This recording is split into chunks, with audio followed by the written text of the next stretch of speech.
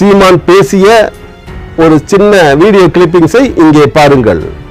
விஜயகாந்தை முதலமைச்சராக ஒரு கூட்டணி ஓட்டு கிடைச்சிடறான். லூசு பயலுக. அந்த கூட்டணிக்குள்ள இருக்கிற நல்லகனுக்கு கால் கட்ட மயிரளவுக்கு பெறுவானடா விஜயகாந்த்.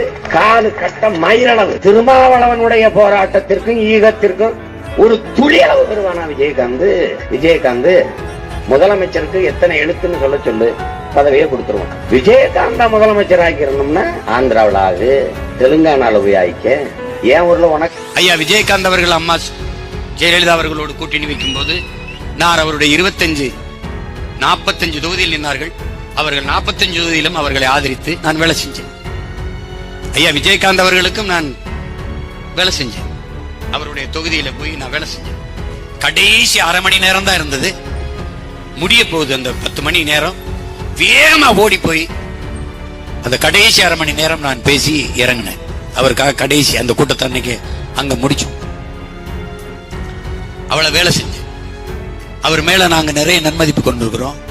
குறிப்பா தம்பி விஜய் பிரபாகரன் தோற்றுக்க கூடாது, அது எனக்கு மனச்சுமை வலி.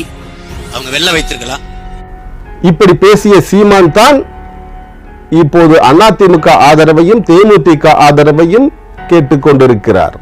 இந்த இரண்டு கட்சிகளும் சீமானை புறந்தள்ளி ஓரம் கட்டிவிட்டன.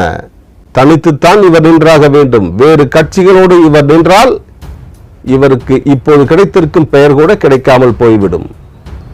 வேண்டுமானால் அடுத்து வரும் 2026 வருட சட்டசபை தேர்தலில் இவர் கூட்டணி பற்றி பேசலாம். அதிமுகவோடு பேசலாம், அல்லது திமுகவோடு பேசலாம், அல்லது தேமுதிகவோடு பேசலாம், அல்லது அண்ணாமலை கட்சி பிஜேபியோடு பேசலாம், அல்லது பாட்டாளி மக்கள் கட்சியோடு கூட்டணி பேசலாம்.